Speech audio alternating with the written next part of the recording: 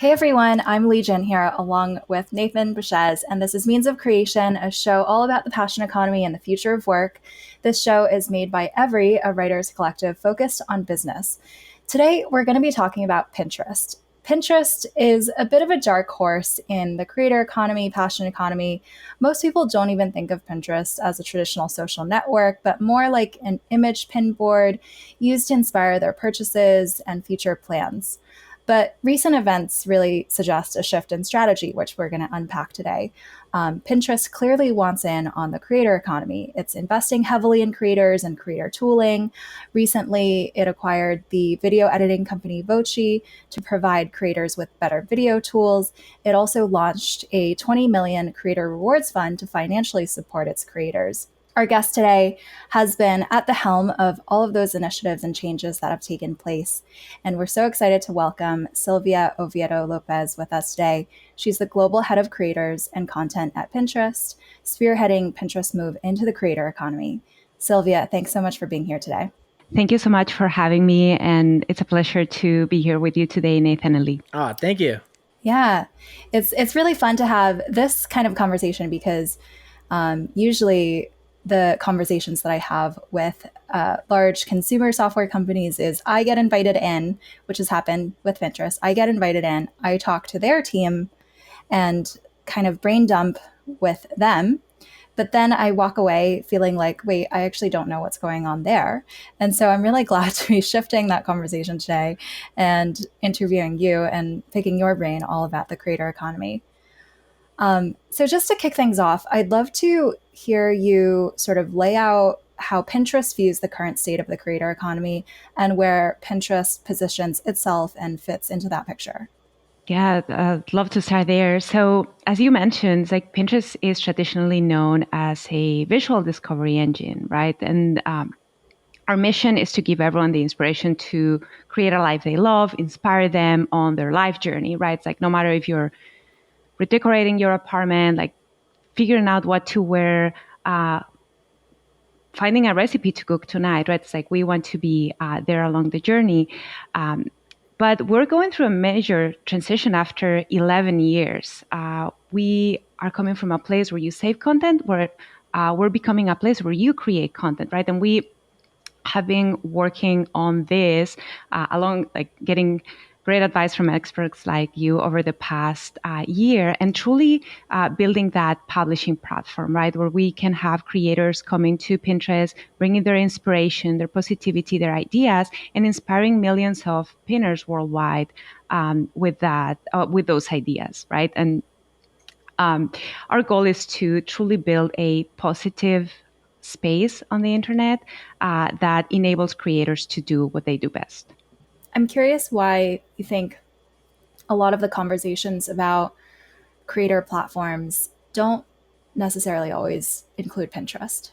That's a great question. So over the past year, we have been getting started on this journey, right? It's like we launched our new format Idea Pins, which is a video-based format. And by the way, if you haven't updated your Pinterest app in a while, I recommend that everyone in the audience does because there's a lot of new things happening.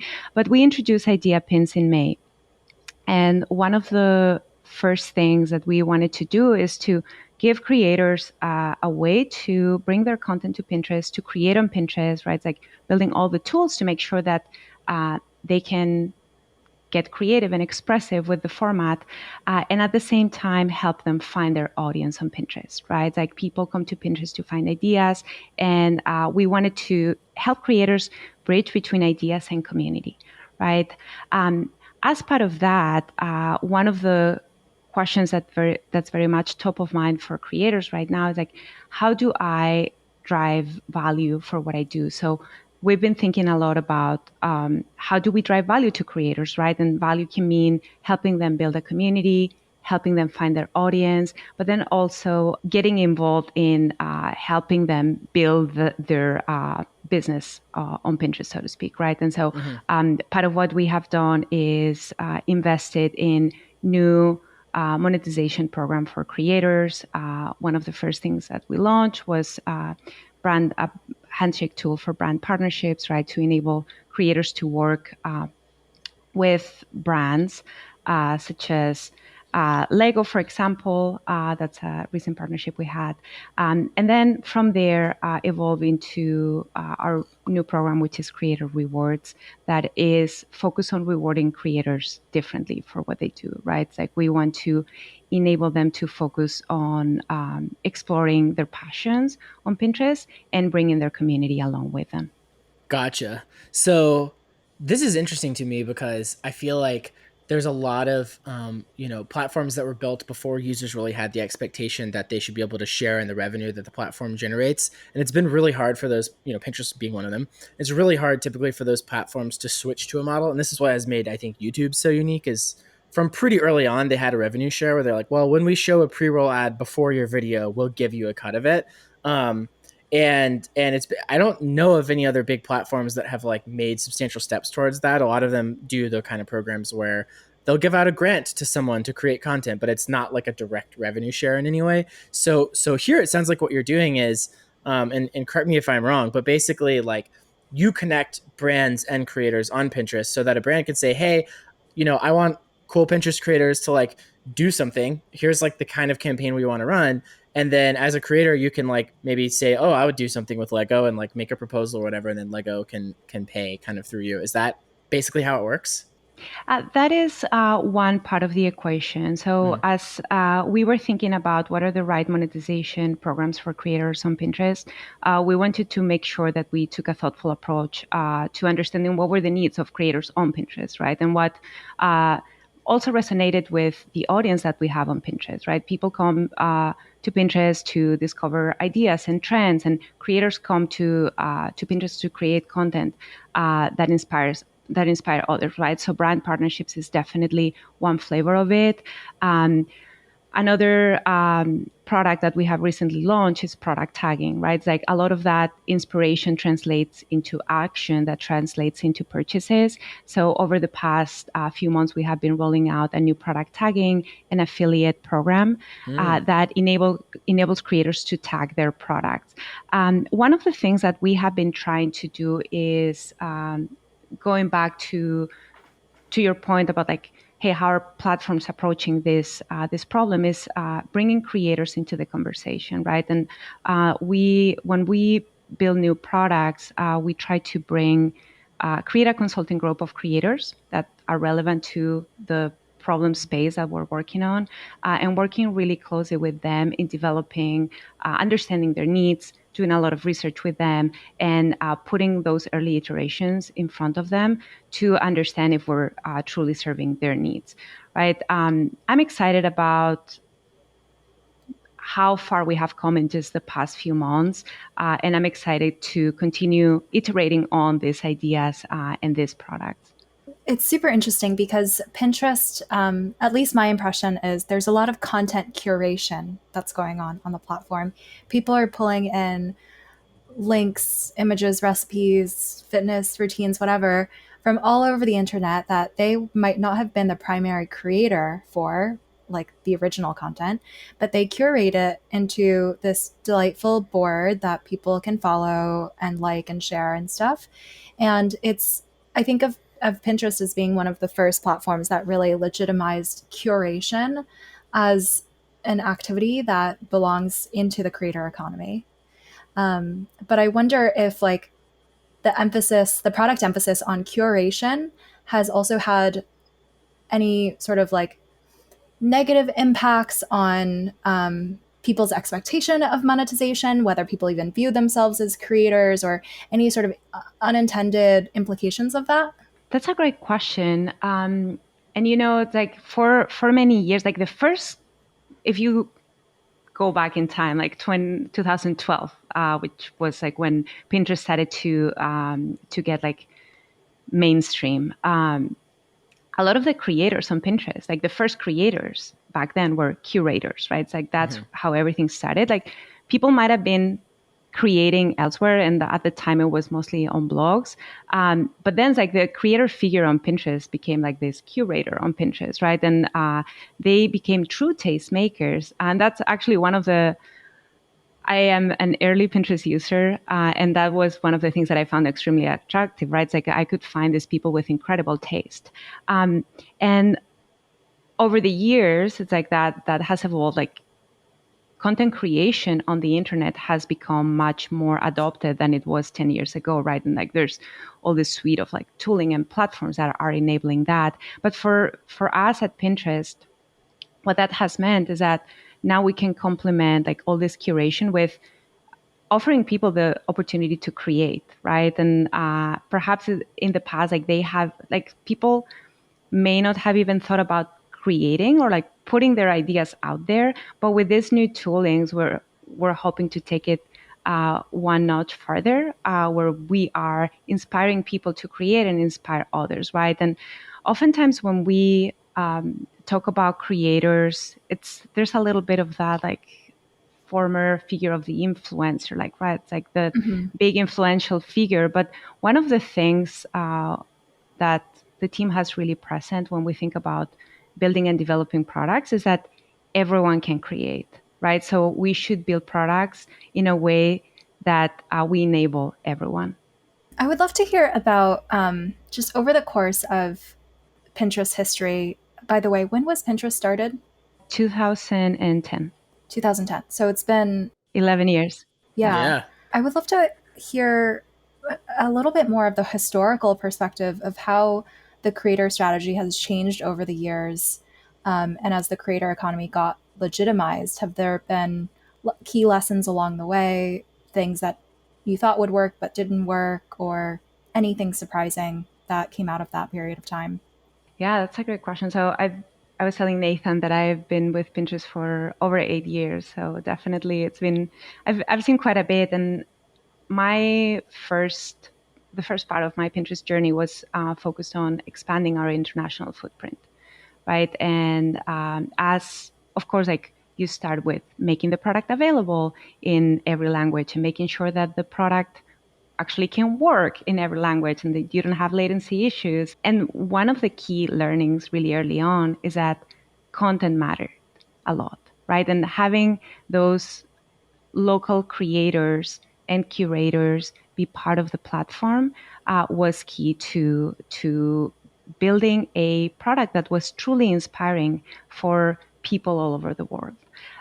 Because ultimately, for us, what was absolutely crucial was connecting the right person with the right piece of content at the right time, right? If you are looking for things to cook and you're in Spain, you want recipes that are local and relevant to you, right? If you're in the UK, if you're in Japan, it's like taste is such a personal and local matter that really early on, even prior to like the rise of the creator economy and the creator world, we were really investing in building those relationships with local content creators all over the world. And that felt like a natural transition over the past few years. Like, of course, video really raised as a format in the industry. And so a lot of the content creation started happening on video. And so for us, it felt like a natural transition to start investing more in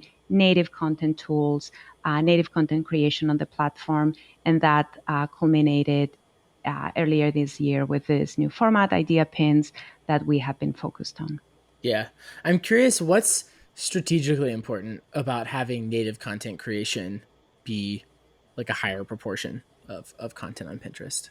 Yeah, that's a great question. I think over the past couple years, we've seen a shift in how people want to consume content, right? It's like we're hearing that, of course, like discovery continues to be a huge pillar for Pinterest, and we want to make sure that we're connecting people with as I mentioned, with the right content. But we have been hearing more and more from pinners that they want to consume content on the platform, that they want to see all the idea at once rather than going somewhere and trying to piece out all the different aspects of content.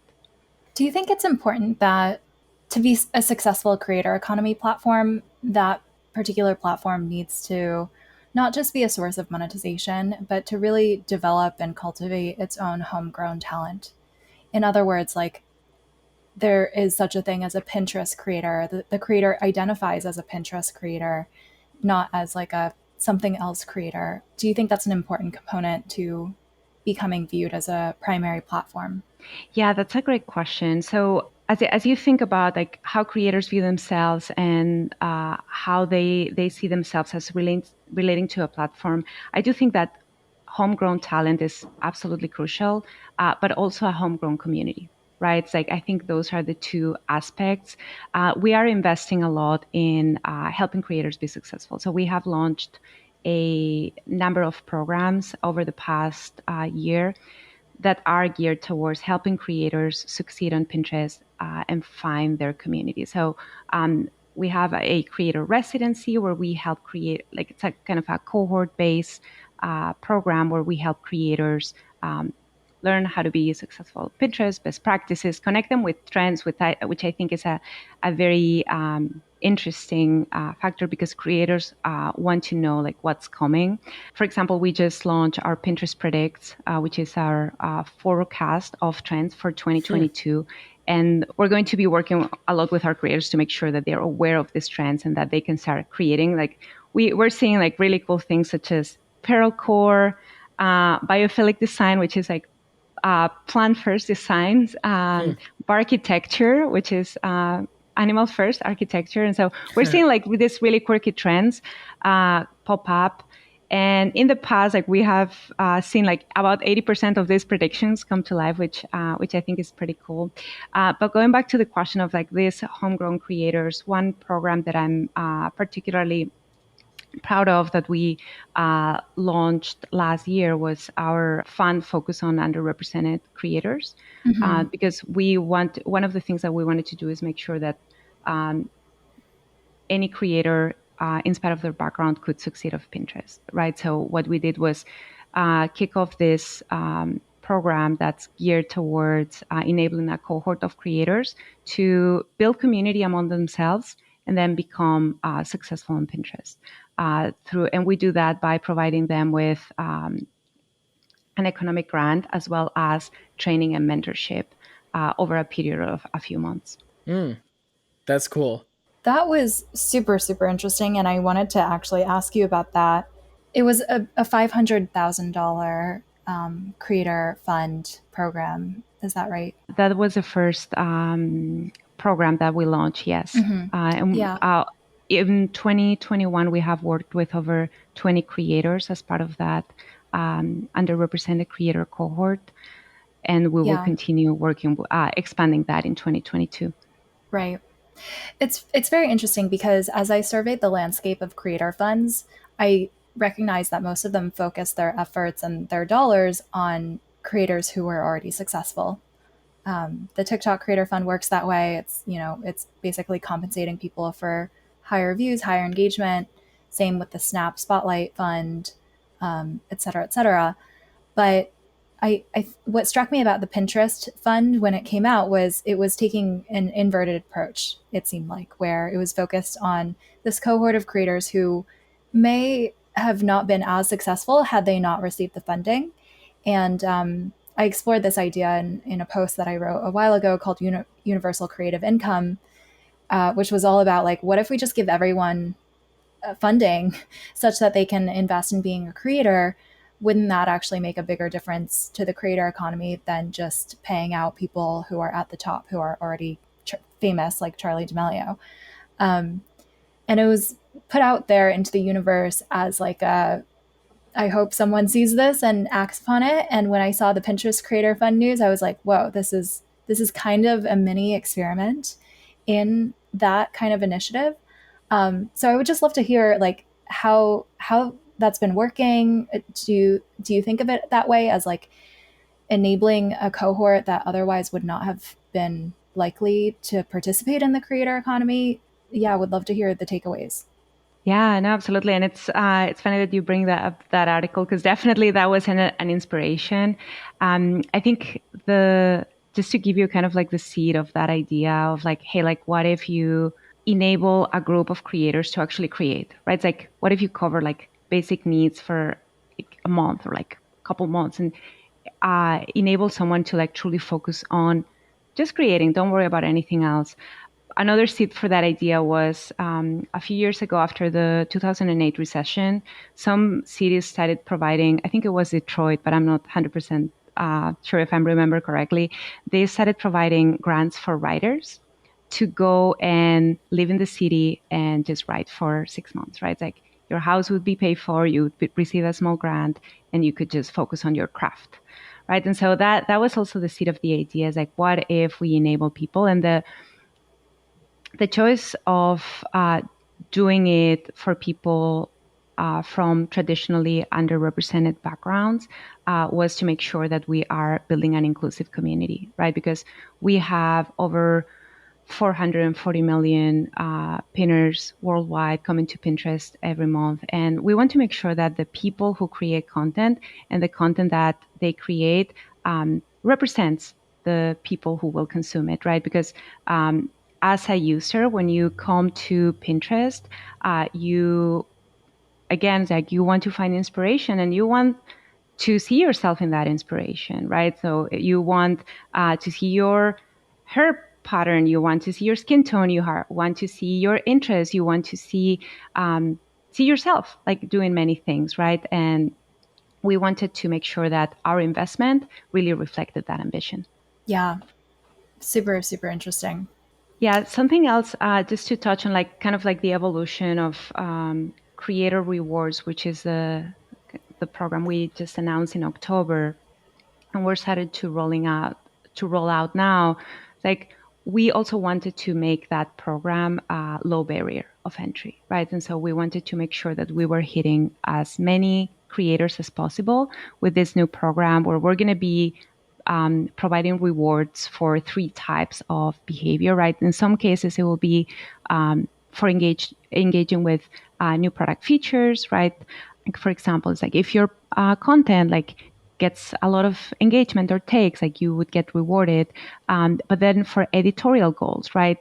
Creating content on a certain category or about a certain topic. And then finally, project-based goals, which is one that the team was really excited about. We're calling this passion grants, and they're small grants to enable you to kickstart your passion, right? It's like if you want to start a community garden, we'll give you a grant for that. We just want you to show your audience along the way to inspire them to also do something. That's cool. I'm curious for these type of grants, how you measure success. Like one way I could imagine to do it would be like, can we get people to the point where they are creating more or less full time on Pinterest, or they're at least earning like enough to live on off of Pinterest monetization products for creators?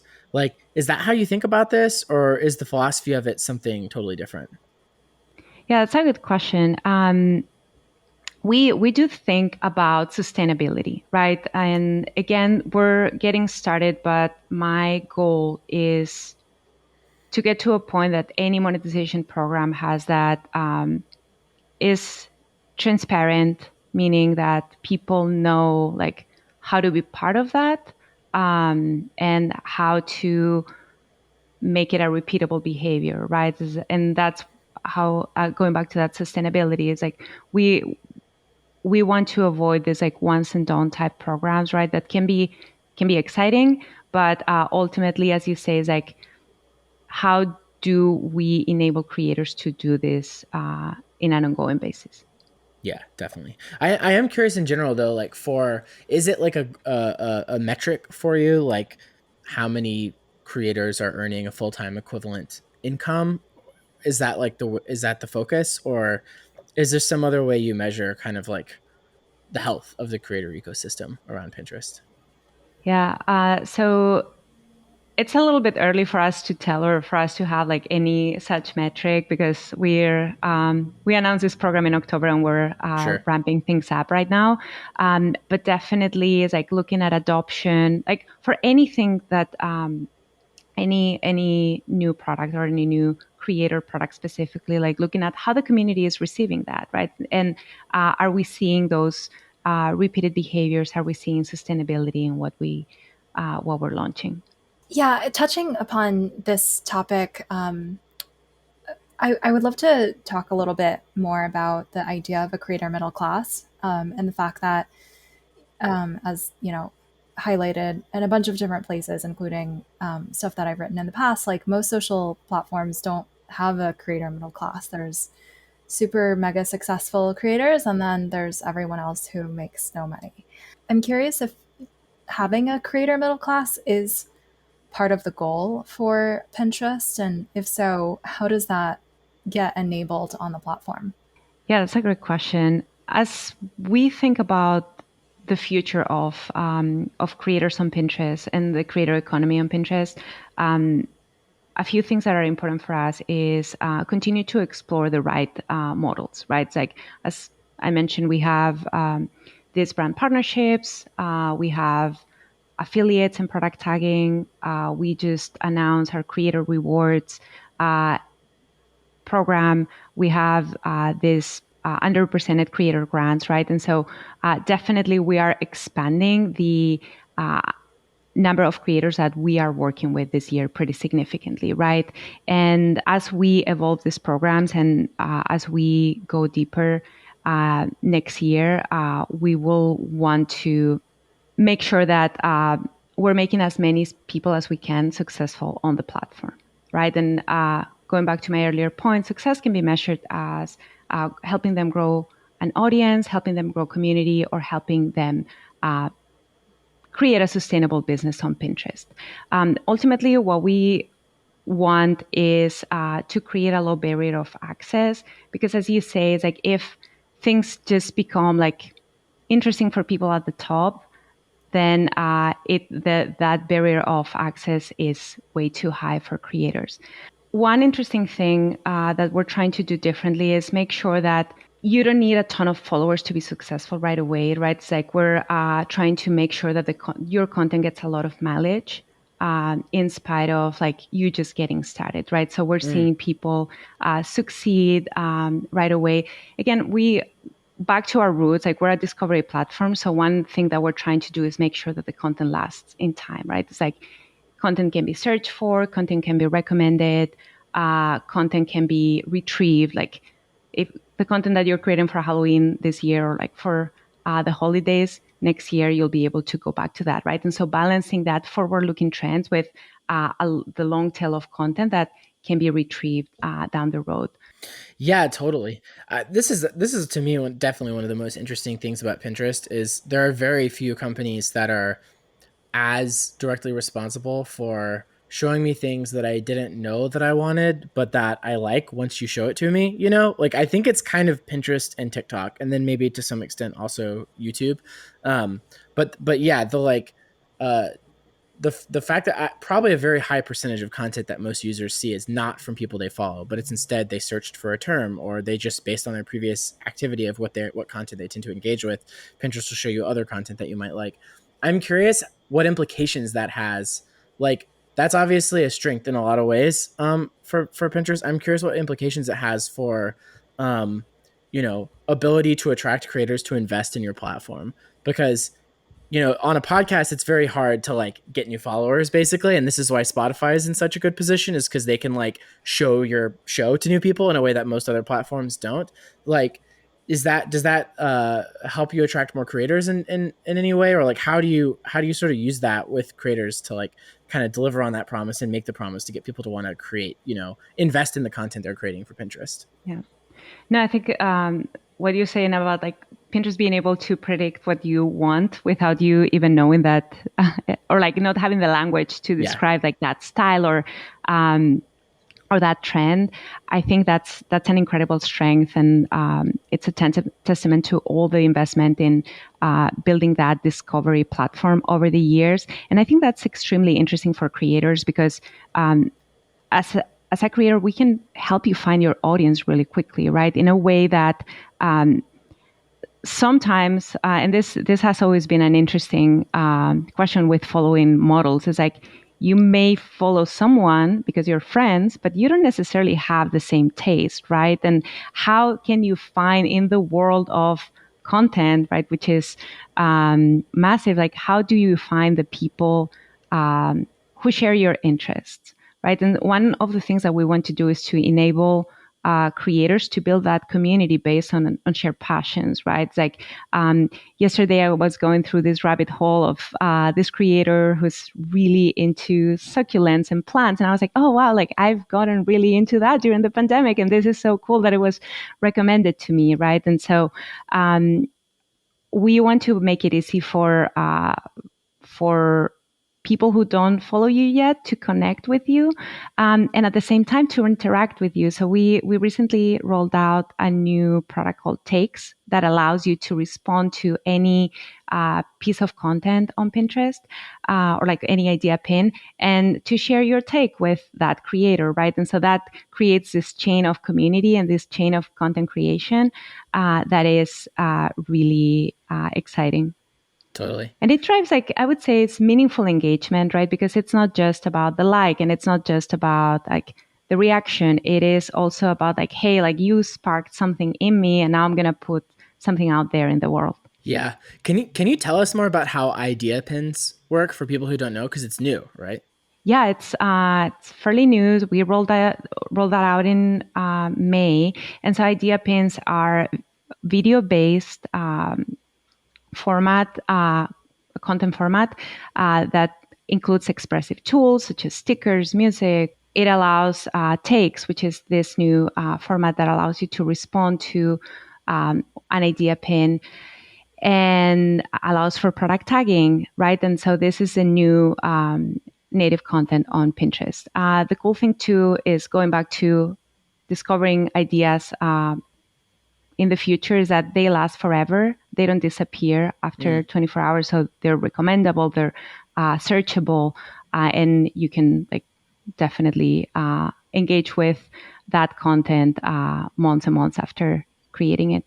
So, Sylvia, you keep bringing up the idea of helping creators build a community, or find a community. I would love to hear you unpack that idea and what that means, because I think the word community now is so widespread and used in so many different contexts. But like, what does it mean for a Pinterest creator to have a community on the platform? Yeah. So when I talk about community, I mostly talk about building like an audience that is engaged in a meaningful way, right? And that audience can be followers, but they are followers that have like a meaningful connection, right? Because it's not just about who you are as a creator, but also the ideas that you bring to the table, the inspiration that you bring to the table, the content that you're creating, right? And one of the things that we have been thinking a lot about is how to make Pinterest, as we going into the native content creation, how to make Pinterest a positive and safe space for creators, as well as for pinners, right? Because in order to build a positive community, you want to make sure that you are in a positive space. And so one of the things that we have done is we rolled out the creator code, which is a set of guidelines that any creator has to read and accept on Pinterest before starting to create for the first time, right? And those are guidelines that inspire positive content creation, positive interactions with others, and keeping the space safe.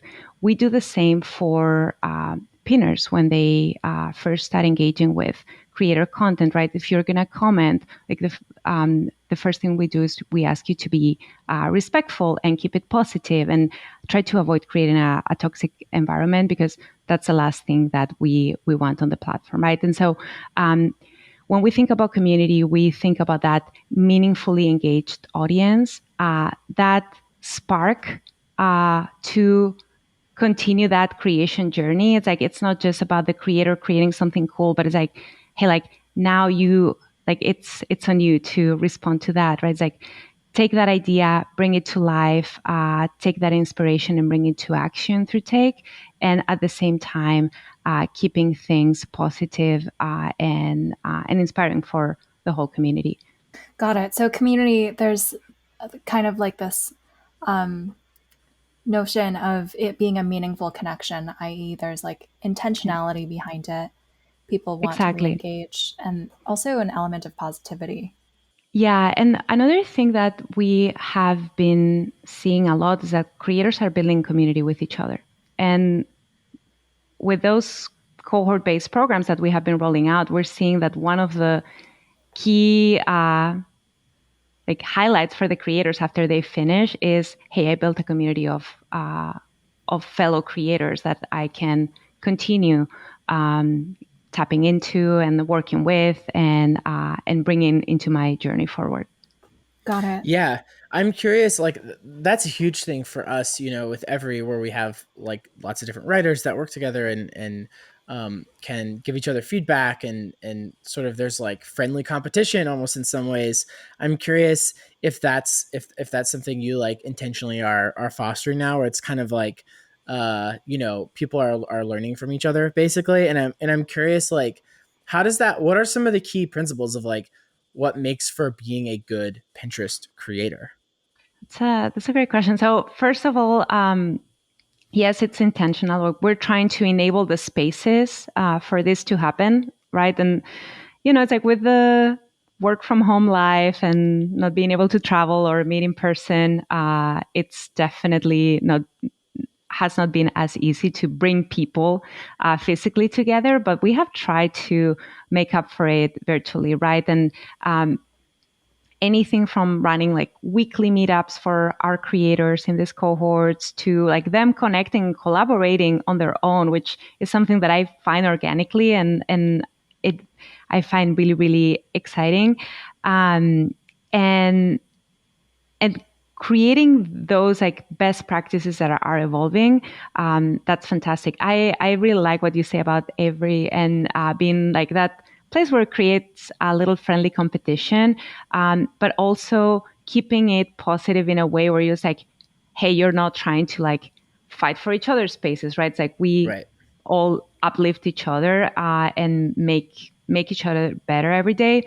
I think to your question of like what makes a Pinterest creator, right? Like we talk about our creators on Pinterest as people who major in expertise and minor in entertainment, Hmm. right? And so we want to strike that balance of, hey, you're coming to Pinterest to learn something new, to pick up a skill, to pick up some inspiration, but do it in a way that is fun and exciting, right? And so we're trying to find creators, both people that are homegrown creators, like Anderson, who's a photographer. He's been with us like, since the beginning of, since we started testing our product.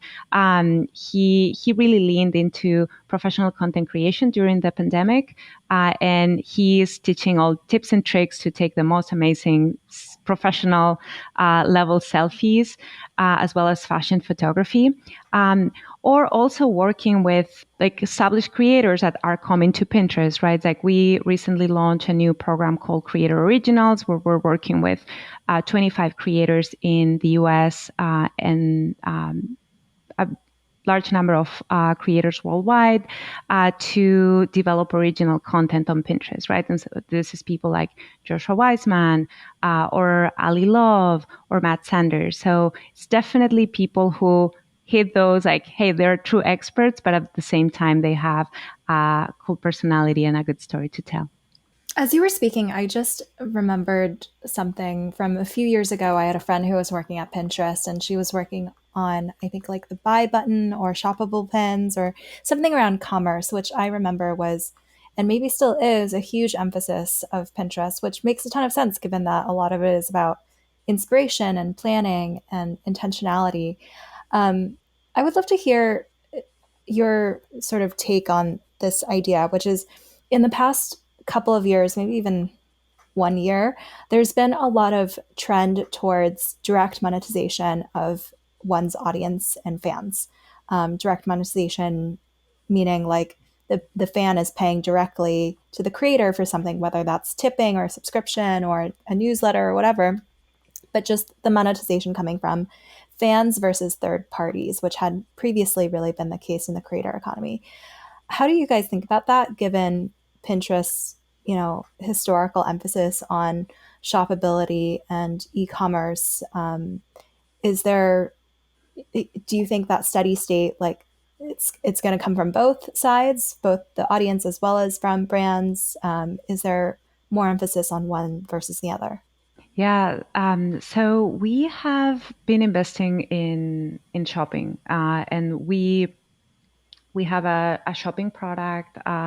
We have the Pinterest shop. We are actually doing something pretty cool with creators.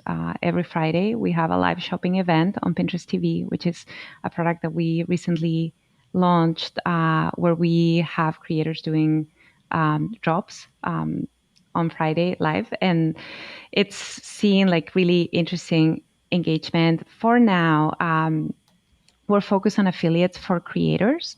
But on Pinterest, we have a product for merchants where if you have a shop and you have a shopping feed, you can bring it to Pinterest so that it can be discovered and you can take advantage of all like the Pinterest shopping capabilities.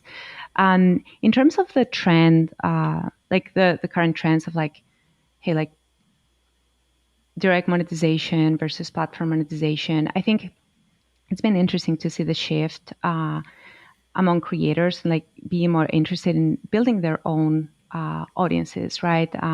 Like the race of the newsletters and like podcasts, like creators trying to find like different niches of population, and so definitely is something that I think like as an industry trend is really really exciting, and especially like looking at the past 18 months, like the race has been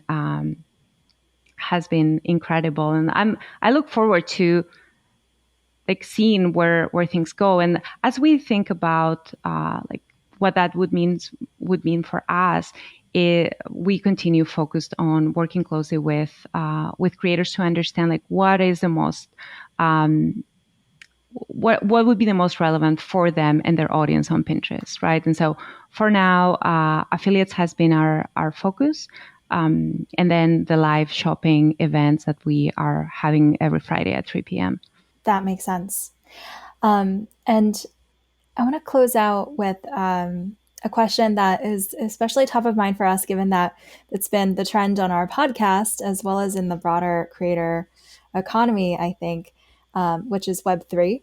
So recently, we've seen a number of different social platforms delve into Web3, including Twitter, TikTok selling NFTs, Discord teasing that I was going to introduce some sort of crypto wallet integration for Web3 communities. I'd love to hear your thoughts on anything you could share with regards to what Pinterest plans are, or even more broadly, like what your guys' thinking is with respect to Web3. Yeah, that's definitely the topic of the hour. I've personally been like going down the rabbit hole of learning about it. One of the things that has been really interesting to see in terms of like what is the opportunity and what is the trend that we're seeing on Pinterest is that people are really curious about Web3 and particularly NFT art. And one of the things that we've observed is that people are coming to Pinterest to discover NFT art as well as learn how to make it and get inspired from others, right? And so I was just looking at like searches on Pinterest about NFT art, and they have 7x just since this summer. Interesting. Yeah. Right. And so that coupled with Gen Z is our fastest growing demographic. Is like there's like this really nice intersection between Web3, crypto art, and Pinterest being a place for inspiration that I thought was really, really interesting. Right. So they're coming to Pinterest to browse NFT art and to also look at educational resources for how they can make their own. Yeah, exactly. When I look at the Web3 movement more broadly, I think one of the key opportunities is around making it more accessible.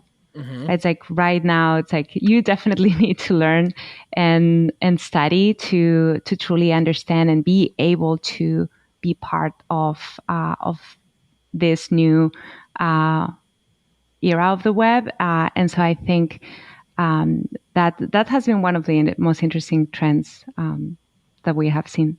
Totally. I don't know if you can speak to this or not, but I personally think that Pinterest is very well positioned to be an NFT marketplace where A, any pen could be an NFT potentially, but then B, also just like a place if you have a thing that you want to sell as an NFT and you want to be able to showcase your collection, perhaps like a board of NFTs that you own. Like it's just so natural. It'll be very interesting to see over the next couple of years Yeah, how that works we're out. we're definitely seeing curators like curating their NFT collections, and as well as like people coming to find inspiration about like, hey, like if I want to create an NFT art, like how can I go about that? So definitely, I think it's going to be an interesting trend to watch in the like next few years. Yeah, I agree with Nathan. I think the psychology that underpins the NFT craze on the part of collectors is very similar to the psychology that underpins pinning, no pun intended, which is Totally. like desiring to collect things, especially desiring to collect the original and have proof of taste, proving that you were first to find this trend or you've collected like the most visually appealing or original collection of different things. And then I think like NFTs just take that to another level with the proof of taste and proof of being first, being on the blockchain. And the costly signal, because it's one thing to just like whatever, right click a JPEG, Collect and for it's free. another. Yeah. Yeah, Hmm. exactly. Yeah. Anyways, so I think there's definitely a lot of potential with regards to Pinterest and Web3 and NFTs. But we'll have to save that for another discussion because I think we're up on time. Sylvia, it's been wonderful to have you on the show. Thank you so much for coming in and sharing all of your experiences and insights from over the years with us. Thank you so much, Ali and Nathan, for having me. And yeah, look forward to sharing more in the future. Yeah, thank you so much. It's been awesome.